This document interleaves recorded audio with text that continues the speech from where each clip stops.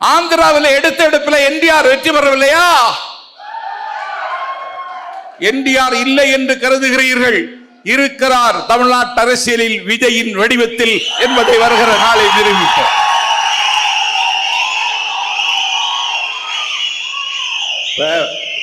விஜய் எம்ஜிஆர் இடத்தை நிரப்ப போறாரா, என்டிஆர் இடத்தை நிரப்ப போறாரா?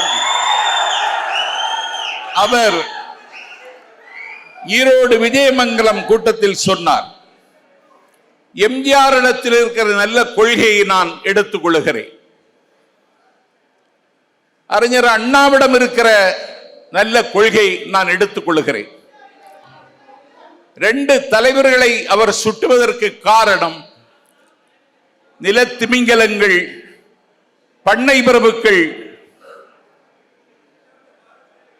லேவாதேவி ஜமீன்தாரர்கள் கட்சியிடமிருந்து 1967 அண்ணா திமுகவை அரியணையில் அமர்த்தினார்.